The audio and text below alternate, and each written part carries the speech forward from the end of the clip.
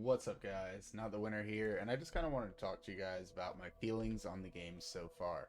I have completed all the main story quests that are available to me as this moment. There are no more main story quests I can complete in this current version of the game. I'm currently at 805 renown, so if you look at that here, I'm pretty close to getting my next skill point there. All I got to do is just find a couple more things. That won't be too much of a struggle. I've discovered a bunch of areas. I've only done 4 of the side dungeons, so I could easily get the remaining points just from side dungeons alone. Um, I'm pretty sure both of these ones won't be able to be earned until, well, look, World Tier 3, which requires level 50 to 70, and obviously you can only get to 25. So we're not going to be able to unlock those, so I'm almost done with my journey there. I do plan on playing other characters as well. So far, I've just made the sorceress. These are my skills that I have unlocked. I've got a couple of these extra ones just from like some of the items that I've equipped. But if you want to see my skill tree here, I basically started off with a little bit of Spark. It's my main ability, into the Frozen Orb, just a classic for me that I love. Ice Armor, it's very useful. I barely put any points into it, but I did just enough to keep me alive whenever I need to. The Hydras are extremely efficient. I love the Hydras. They are definitely one of my favorite things that I've gotten. And then finally, Blizzard. Blizzard is very useful at times. I put 1 point in Ball Lightning to try it out. I definitely want to remove that. And I want to remove my Meteor point. So that's 2 points I can get back there to utilize for what I need. And then I'm just now unlocked this skill tier because when I refund these 2 points and put one in Blizzard, then I could use the other one over here for either Deep Freeze, Inferno, or Unstable Currents, which will be my final skills to unlock. So very excited for that. As far as the game goes itself, it's been very fun. As you can see, I've got quite a few legendaries. I got a Bone Weaver to give me a barrier. Whenever I'm attacking Elite, I get a 10-second barrier, and it can happen every 30 seconds. The barrier is very strong because it's almost like, it's obviously I have 380 health, but 270 is pretty strong. And then I heal for 7.2 life per second while I have enemies close up. Each enemy that's close up, so it stacks up to 36 life per second. So almost 1/10 of my total life I can recover per second if I have 5 enemies around me. Pretty convenient because enemies do swarm you, and basically, if you go low on health and then smack an elite, you get a barrier, you heal up all your health. Boom. Attacking enemies with basic skills increase your next core skill. That's really nice because obviously I combo those all day, and you can stack it up to 50%. Uh, Whenever I'm unstoppable, I get increased movement speed and can move freely through enemies, which is great for survivability. And then deal 18.6% increased damage for each second you stand still, up to 30%. Very decent gear here, nothing too crazy. And then when hit while not healthy, I get a magical bubble. I just recently got this that's summoned around me for 7.5 seconds, and while standing in the bubble, we're all immune. It occurs every 90 seconds. So essentially, we got some really nice buffs there that it's like, okay, cool. I get a shield from this. I have my ice armor here. I get a barrier from that. Like just constant things to keep me alive. I can move through enemies, and then all my damage gets buffed, but I get healed constantly. So pretty tough for me to die right now as a mage. I've got tons of these materials from all the gathering, and I'm gonna get a lot of use out of those when the actual game comes out. But like this character won't exist at that point. I'll have to start over then. Let's go over some stats. So weapon damage is 335. We're only critting about 10% of the time, and overall, like, we have some nice damage boosts, but nothing is too crazy. I would like some more armor, but as of right now, I can survive on next to anything. 93% damage reduction is kind of stacked, if you know what I'm saying. And yeah, so as far as the game goes, it's pretty well set up. It's very fun as well. You can also add like your own titles if you want here. So like I could go Twisted Combatant, or you know, like Twisted Wayfarer or Spellbinder, Twisted Witch, whatever you want to do, and then you just confirm it. You can set your different emblems, which is pretty nice. The game flow so far, it has advanced at a very cool pace. The story itself has been intriguing enough, and it's had some very dark moments that really just be like, okay, cool. Like I'm feeling a good vibe from this game. Like it's got a good plan for it.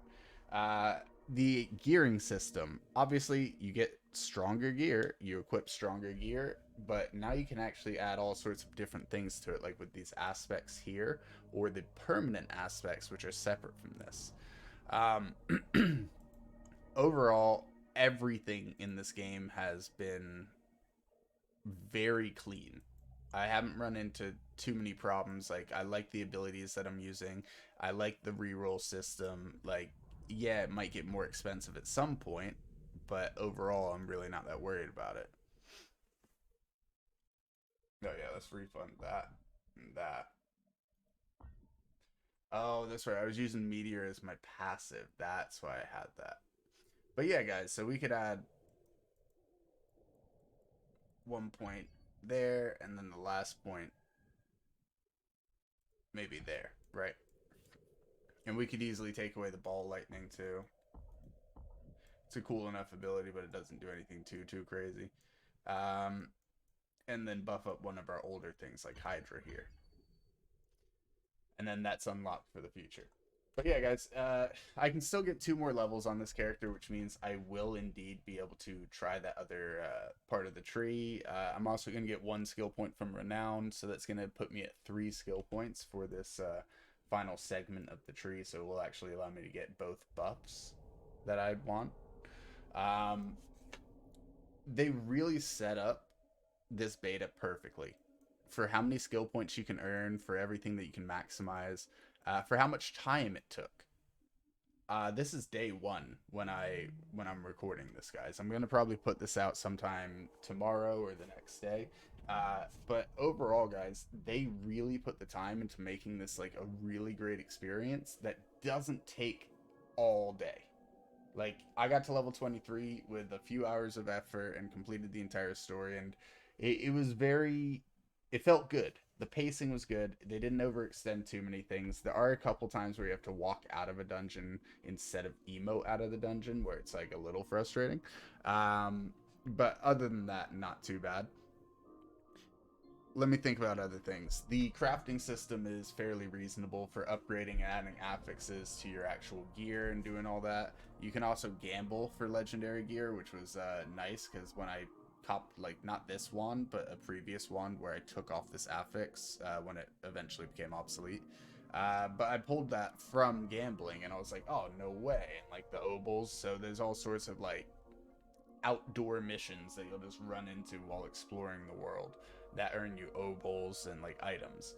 So so far it's felt very enjoyable. There's a lot here to keep you drawn in, and I truly believe that when the full game launches, because the level cap will be 100 at that point, guys, it's gonna get very interesting. The end game grind, I really want to know like how far Paragon's gonna go, because it's like, I wish I could click into it to like show it, but like it's gonna be nuts, guys. Overall, this is a very enjoyable game. Should you pay the $100 right now just to get into this early access? Probably not. I'm pretty sure that you can go to KFC and get a double down to get in. But I would definitely try it next weekend during the free open beta for everyone. It's definitely one of those games that I think is going to keep a lot of people hooked for a very long time when it does come out in June. And I'm excited to see the end game gearing and how that actually works, like how the end game grind feels. Um, because obviously with these Diablo games, a lot of people can get bored very easily with those end game grinds, but like I've heard that there's some items that are going to be extraordinarily rare drop rates, and it's going to be like the old school Diablo 2 grind where it's like actually tough to get certain items, and you'd have to like really hope that you get like the super rare drop. Whereas Diablo 3 just kind of felt. I love Diablo 3, but it felt like you were forced to use a certain ability always based on the gear that you got. and you had no choice. That was your ability that you had to use on that character. Even if you wanted to do something different, you'd be too weak. And it was very frustrating, whereas you had so much customization in Diablo 2, which you're going to have in Diablo 4. Honestly, guys, I don't want to ramble on for too long. The skills have been fun. The sorceress has been fun. I'll be trying out the barbarian and the rogue, and I plan to get all 3 characters to level 25, maybe even this weekend, so that next weekend I can just kind of explore every single possible thing, because these characters do carry over between the 2 beta weekends. If you guys have any questions about this game, need help figuring anything out at all, please let me know in the comments down below. I did actually want to add a true rating onto this. So as far as it goes, guys, this game for me right now is a 9 out of 10. For what it's supposed to be and what it's trying to achieve, this is 100% 90 out of 100, 9 out of 10, however you want to view it. I could see a lot of potential for what this can be in June. And although I do worry about certain things with the game, like currently I can't like move through enemies by holding down a key. It's literally just you get stuck attacking enemies at times, and it's very frustrating, especially if you're going to add a dodge system, at least cover that kind of stuff. But also giving it a 9 on this, I see this game being a top contender for game of the year. I think this game, Hogwarts Legacy, and then probably Tears of the Kingdom are all 3 the major contenders for game of the year. Jedi Survivor will be a really good one. Dead Island 2 will be a good one. And also, when it finally comes out, if they really fix it, Suicide Squad should be cool. But really, I just don't think those 3 are going to contend like these ones will. And then Final Fantasy 16 will either be kind of hit or miss there. And if Remnant 2, if you guys played Remnant from the Ashes, but if Remnant 2 comes out this year, I believe that that one might fight for game of the year. It just depends how late it comes out. If you guys enjoyed the video, make sure you guys like and subscribe. As always, thank you guys so much for watching. I'll have tons of Diablo content coming your way, and I'll see y'all in the next one.